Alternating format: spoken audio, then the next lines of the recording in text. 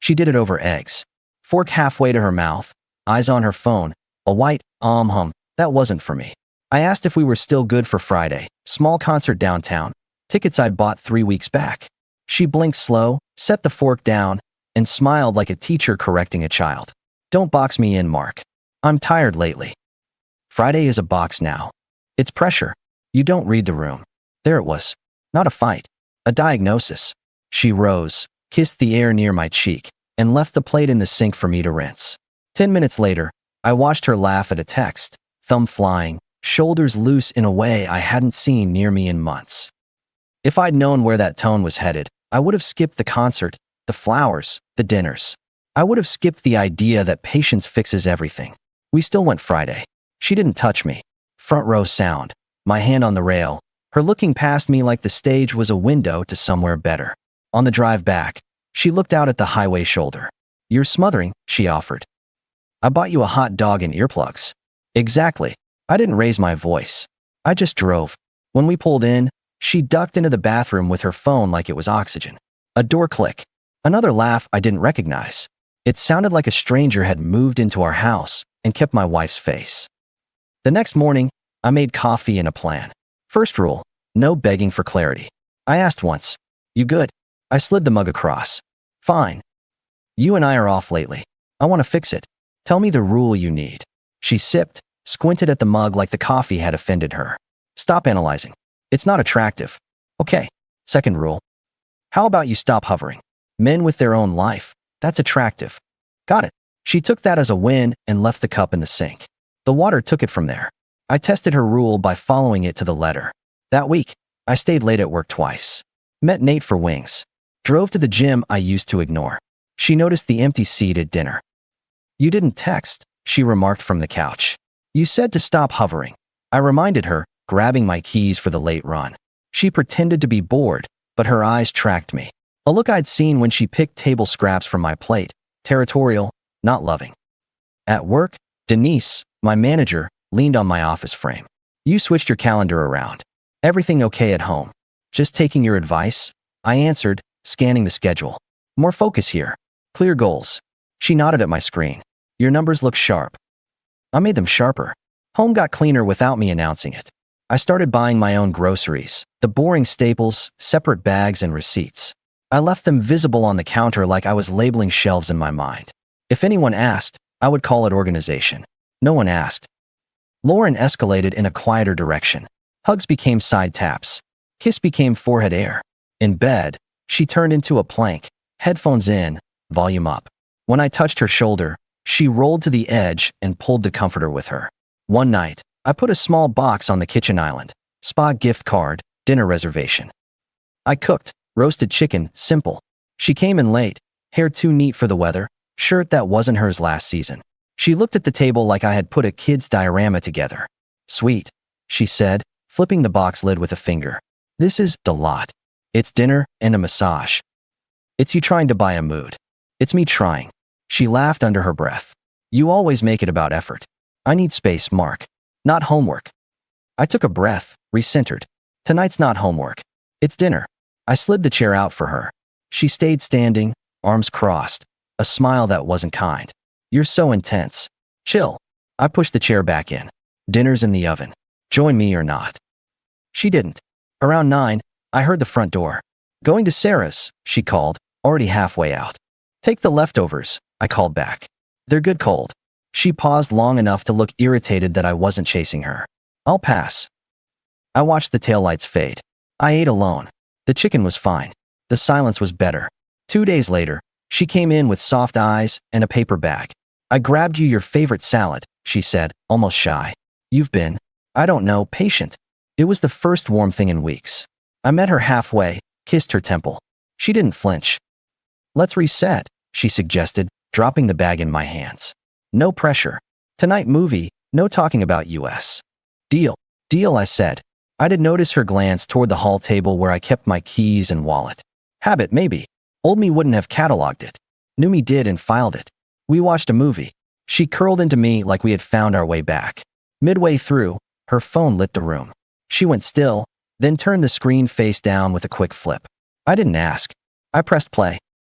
Next morning, the The salad bag still on the counter, she reverted. Cold shoulders, quick exits, the works. The reset had a shelf life of one night. I adjusted my calendar again. Overtime. Gym. Poker with Nate and Carlos in Carlos's garage. Overhead light buzzing. Cards sticking slightly to the table from condensation rings. Thought you were married. Carlos grinned, dealing. I am, I told him, settling in. She needs space. I'm giving it wholesale. And you? Nate tilted his beer at me. I'm using it. The following weekend, her sister Emily texted me. Emily never texted first. She's younger by 2 years, a school counselor, straight shooter. Her message, can we talk? Not phone. Coffee. Today. I stared at the screen. Then, sure. 2 p.m., corner cup. She arrived with a paperback-sized envelope in her tote, hands tight on the strap. Emily sat, didn't touch her latte. You look tired, she said, pausing like that was the warm-up before a hard conversation. How are you and Lauren? We're in a rough patch, I allowed. Her eyes watered without permission. She pressed her lips together, reached into the tote, hesitated, pulled out the envelope anyway. She's going to hate me, Emily said. But I can't watch this anymore. I sat still. Keep going. She slid the envelope across. Photos, screenshots, messages she sent me because she wanted someone to, I don't know, validate her. I tried to talk her down. She didn't listen. I opened it. Not in a movie way, just a practical way. Printed screenshots. Times, places, words. Pictures she had sent Emily to brag about dinners and late drives that weren't with me. Groceries in a car that wasn't mine. Bar patio angles that matched nights she'd been with Sarah. The air didn't change temperature. My life just reorganized itself without my permission. I kept my voice level. Why are you showing me this? I asked. Because you're a good man, and I can't watch her use you, she said, steady now. And because if you don't know, she'll rewrite the story. She's already practicing. Understood. She looked at my face like she was searching for anger and not finding it. Say something. I'm thinking logistics, I said. You want coffee? She shook her head, a short, disbelieving laugh. You're dangerous when you're calm. I'm clear when I'm calm. We talked 10 more minutes. Emily told me Lauren had started months ago, an old friend from the gym. The kind of friendly that made schedules flexible. Emily had argued with her. Lauren had called Emily judgmental. The messages in the envelope proved the rest. Times lined up with my empty dinners, my spa gift card in the trash, her late returns. I closed the envelope, slid it back toward her. Keep it, I told Emily. I have the pictures in my head, and your word is enough. You're not mad at me? No, I answered. You just made my next weeks a lot simpler. What are you going to do? End it without theater, I said. And I'll need a good lawyer. Know anyone? Emily did. She texted me a number. I thanked her and left a tip on the table big enough to pay for the table. Before we stood, she touched my arm. Mark, I'm sorry. You didn't do it, I reminded her. I picked the wrong time to be born into the same family. That's not a crime. I called the lawyer from the parking lot. He listened, asked 3 questions, gave me a list. Don't blow it up yet, he advised. Play normal while we file. Gather what you need. Then hand her the papers when you're ready. It'll be cleaner. Copy, I said. I can do normal. Most people can't. I'm not most people. Then come by my office this afternoon, he said. We'll get this started. That week, I added another rule to my life. No romance lab experiments. No more surprises she could toss back as pressure. I kept my schedule full and my expression neutral. Lauren noticed immediately. You're never home, she commented, toes on the coffee table, scrolling. You said you like men with their own lives. I replied, flipping through my mail. I'm leaning in. That was sarcasm. You delivered it like law. She rolled her eyes. You're exhausting. You have options, I told her, shrugging into my jacket. Pick one. At Nate's, a Sunday cookout, she stepped close in front of people for the first time in weeks, slipped a hand across my back like we'd never been tense. It was strategic. Her friend Kelly watched us from a camp chair with a clinical interest. Lauren's voice turned soft. Babe, grab me a drink, she asked, smile bright enough to tan. I handed her a bottle, leaned in, low voice just for her. We're not doing performances. She went still, smile fixed. Relax. I am relaxed. Offstage, I said and stepped away to talk to Nate about a fishing trip we both knew we'd never take. That was the first public boundary. No show affection on command. She clocked it. Her jaw tightened for half a second, then she laughed big at something Kelly hadn't said. 2 days later, she softened again. "You've been different," she murmured, touching my wrist while I chopped vegetables. "I might have been hard on you. I'm sorry." There it was, the first full illusion of change. It landed gentle. I let it sit on the counter between us with the onion peels. "I appreciate the words," I told her. "Let's see if the behavior follows." She blinked. "You don't trust me?" "I trust patterns," I said. "And my calendar." That night, she curled into me again. The phone didn't light up, at least not where I could see it. She slept early. I lay there, counting decisions. Midweek, I stopped by the lawyer's office. He showed me a stack of paper, walked me through lines without drama. "Sign here, here, and here. We'll file by Friday. Don't change your routine. Don't tip your hand," he repeated.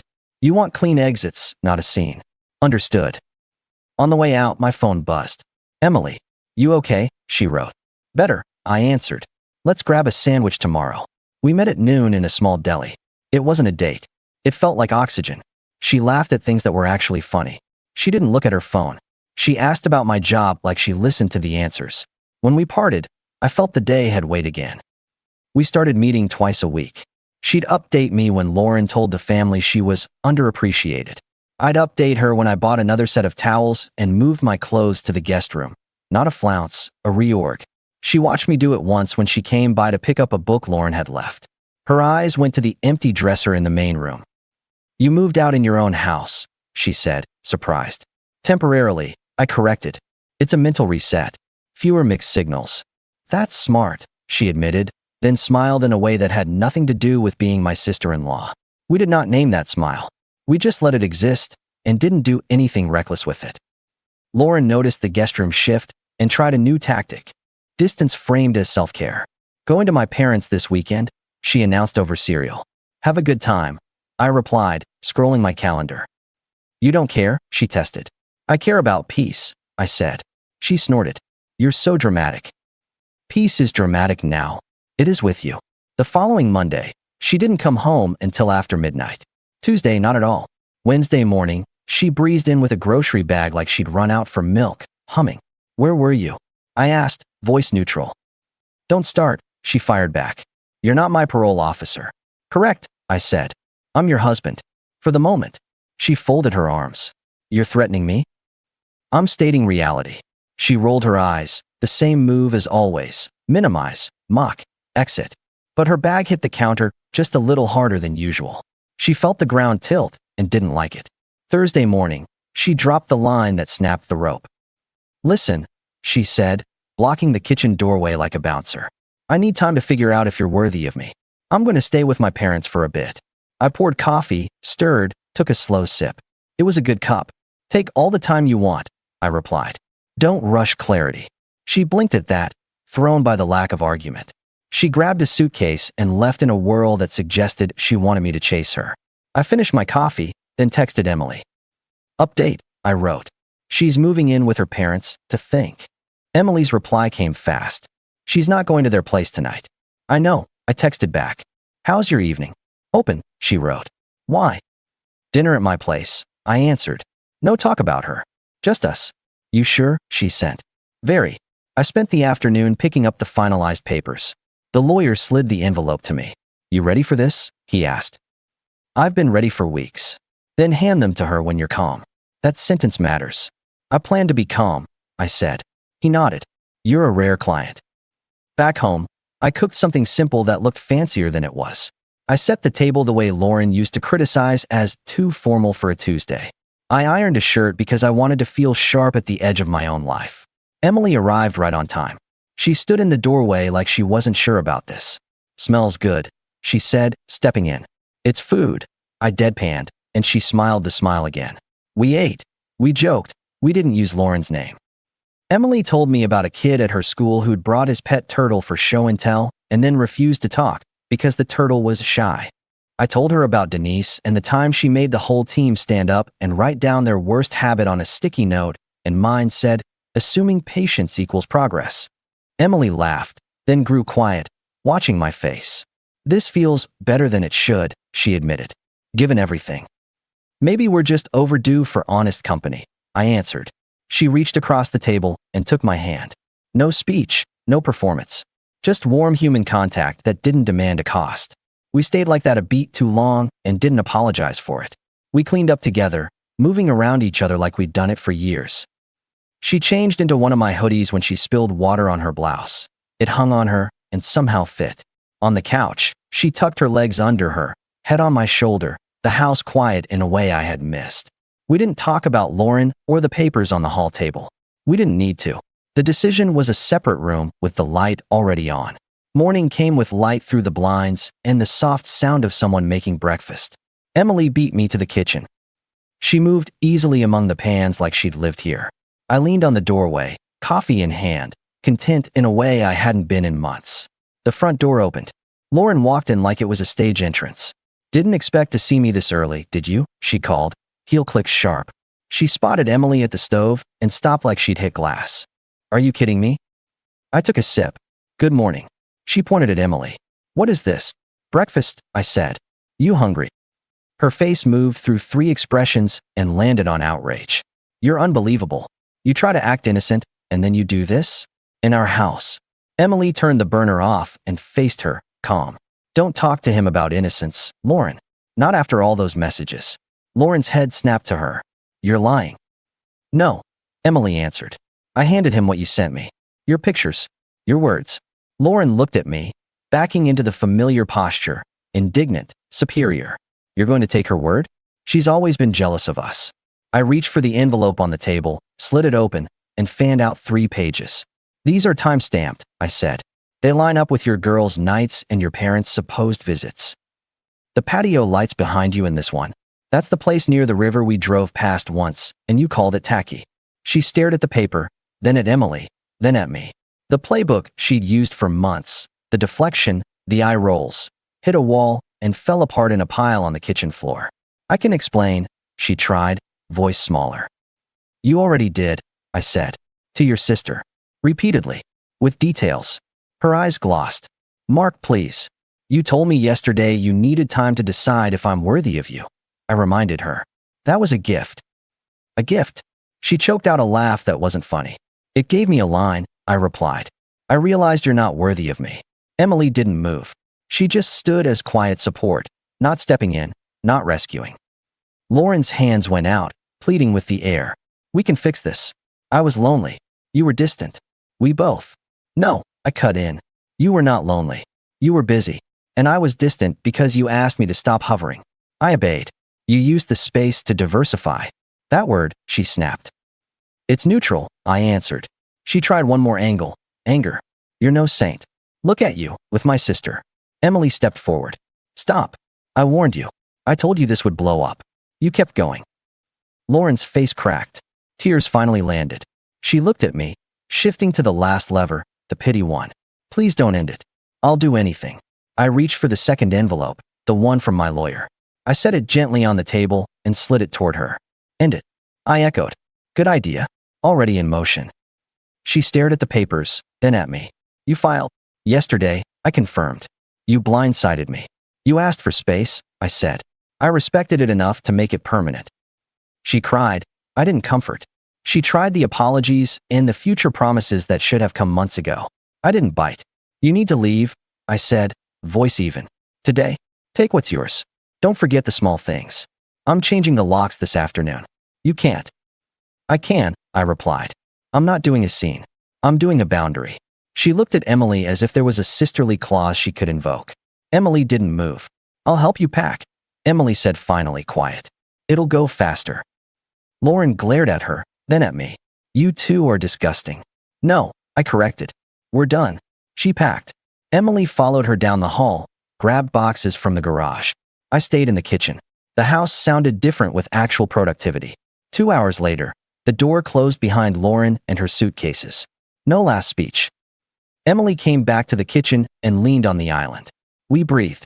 For the first time in months, the air inside my ribs felt large enough to stand in. "How about we celebrate tonight?" she asked, a cautious smile breaking. "That's a good idea," I answered. "Let's do it." We spent the afternoon at the locksmith's. I changed the locks, changed the alarm code, changed the small routines that had quietly owned me. I texted Nate, "Cook out at my place this weekend. New rules." He replied with a thumbs up and nothing else. Which is exactly how men say proud of you, without writing it out. In the days that followed, Lauren tried a new tactic with the world, the story where I was cold and unfaithful. She called Kelly, called cousins, called anyone who would pick up. It held for a day. Then I showed the envelope to whoever looked at me with questions in their eyes. I didn't editorialize. I didn't gloat. I let the timestamps do the work. The story collapsed under its own weight. At work, Denise poked her head in again. "You look 10 pounds lighter," she observed. "I changed my diet," I deadpanned. "Whatever it is, keep it," she said, then paused. "You're a good one, Mark. Not many handle it clean." "I like clean," I answered. "Less mess later." Emily and I kept seeing each other. We moved slowly on purpose. We kept dinners simple. Tacos, pasta, grilled fish that I overcooked and she pretended was fine. She teased me about my coffee obsession. I teased her about her neat stack of school folders on my kitchen chair. We kept our talks off the landmines. We let attraction be obvious without making it a weapon. A month later, papers came through. The envelope this time was thin. I signed one last page at my lawyer's office and walked out lighter. Lauren didn't call. She didn't show up. Last I heard, she moved 2 hours away for a fresh start. I didn't send flowers. I didn't send hate. I sent nothing, which is a cleaner message than anything said into a phone. Word trickled back through mutuals that her big declarations about my supposed sins fell apart whenever anyone asked a second question. People aren't stupid. They can follow dates. As for me, I did what I said I would the day in the coffee shop. I ended it without theater and started my life like I'd been waiting in the lobby too long. I swapped my truck's tires, finally fixed the porch light, and turned the guest room back into a place for guests. Emily started leaving a toothbrush in my bathroom without ceremony. I didn't make it a moment. It became a fact. Nate and Carlos came by with ribs and lawn chairs. We sat in my driveway picking meat from bones and talking trash about a team none of us truly followed. Emily rolled her eyes at us from the porch, then brought out a bowl of salad we ignored until she scolded us. It felt like a household made of adults who knew what to do with words. One night, after a cheap dinner and an old movie, we stood in the kitchen doing dishes like we'd done a dozen times. I dried. She washed. In the bounce of that domestic rhythm, the thought landed. I wanted to make this official. I didn't do speeches. I never liked speeches. I just toweled my hands dry, opened the drawer where the envelopes had lived, and set something small on the counter, a simple ring. Not a stunt. A statement.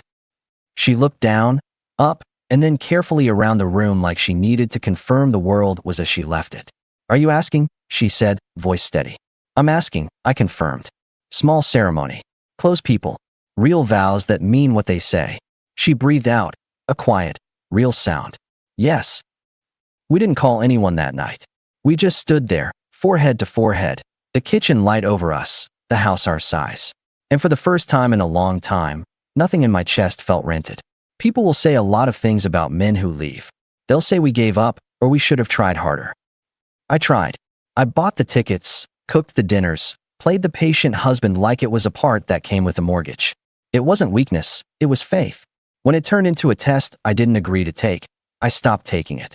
The last thing Lauren ever said to me that mattered was that line about me being worthy. It did me a favor. It taught me a better question. The question isn't, am I enough for someone who keeps changing the rules? The question is that person worthy of a life with me? I answer it faster now.